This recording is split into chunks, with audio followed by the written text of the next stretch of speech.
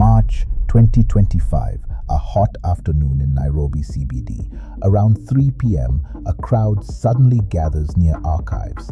In the middle of the chaos is a young woman, Rish Kamunge. Not the cheerful TikTok influencer people knew from their phones. No. This time she's surrounded by angry Kenyans shouting, "Huyo ndio ametudanganya." Phones are out, recording. Hands are grabbing her. It's not police who got her first. It's ordinary wananchi making a citizen's arrest.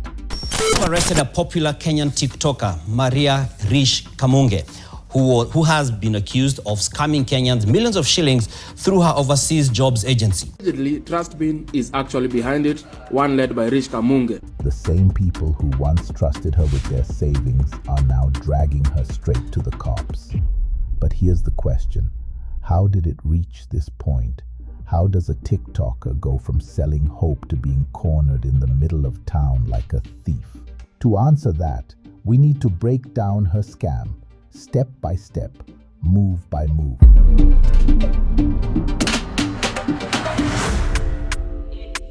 Sunset vibes, palm tree sway. Cameras on, we all never fading. Flashing lights, we own the evening.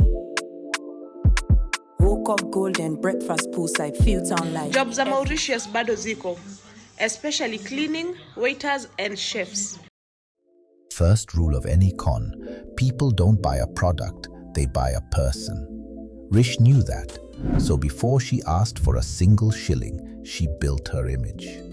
TikTok was her stage. She came across as polished, connected, and successful. I just want to appreciate the fact that you came to TikTok. I've been a TikToker for so long. I just hit 400,000 followers.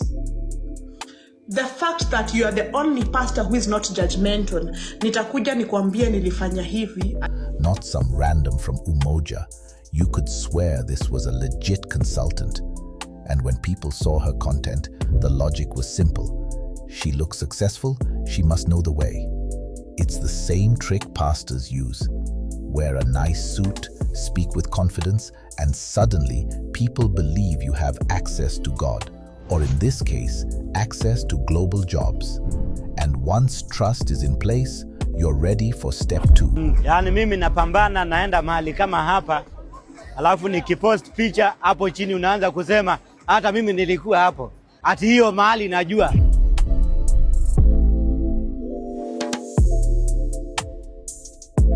Jobs abroad are not just jobs. They're escape routes. Escape from low pay, escape from unemployment, escape from watching your friends thrive while you remain stuck in the same bedsitter, same struggle. I was promised a job in the construction site. For me, I was going to work as a mason, and the pay was 1,300 shillings for that country, Mauritius. Mauritius rupee. When you convert to Kenyan shillings, that could come to 3,700 per day. So I saw that as a hot cake. Rish sold not just employment, she sold freedom. She painted a picture of new beginnings in Canada, in Dubai, in the UK. You could almost smell the fresh air of Toronto when she spoke. I trusted Rish with my money. Like, if you see Rish, how she expressed herself on TikTok, on social media, actually you'll be captivated with her advertisement. I thought she was better for us to find out. This was clever, because when someone is desperate, you don't need to prove much. You just need to show them a vision of a better tomorrow. But the real genius, she knew how to price it. Mauritius, just come work here.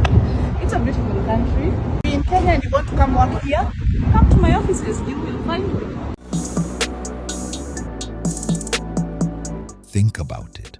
If someone told you a flight and work permit for Canada costs 5,000, you'd laugh. Too cheap, must be fake. But Rish charged between 200,000 and 300,000. Painful, yes, but it made sense in your mind, because big opportunities must cost big money, and that's where many people fell. They borrowed from relatives, sold land, took loans from chama groups. Some even convinced their parents to hand over retirement savings. The payments went through her company, Trust Pine Verified Agent Ltd. Even the name sounded official. But once you sent that money, the scam doesn't end. In fact, that's when the real acting begins.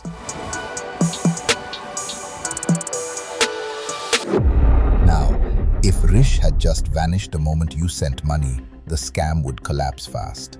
People would chase her instantly. So she played a longer game. After payment, she fed victims with constant updates. Visa is being processed. There's a delay at the embassy. We're just waiting for one more clearance letter. The genius here is psychological. Every update makes you feel progress is happening, even when nothing is moving.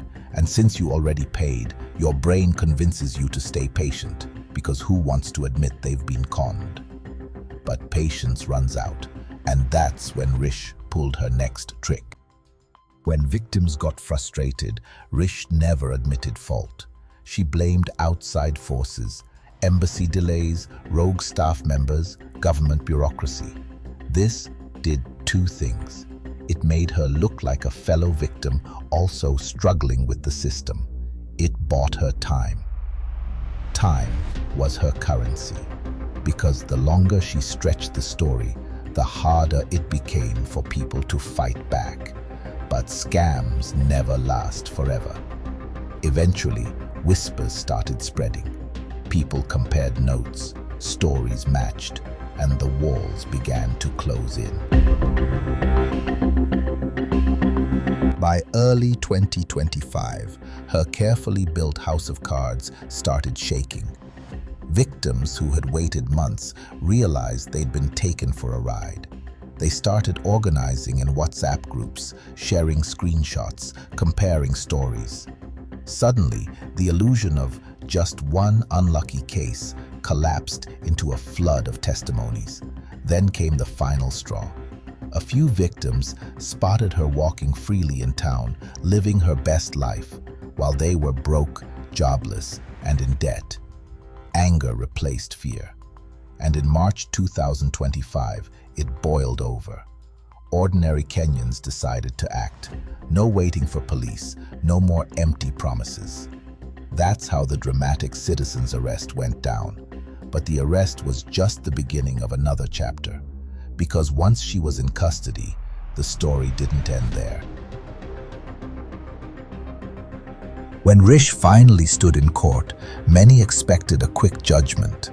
After all, the evidence was everywhere. Screenshots, M-Pesa statements, videos, even her company's glossy adverts. But the justice system works differently. Prosecutors called her a flight risk and pushed to keep her in custody.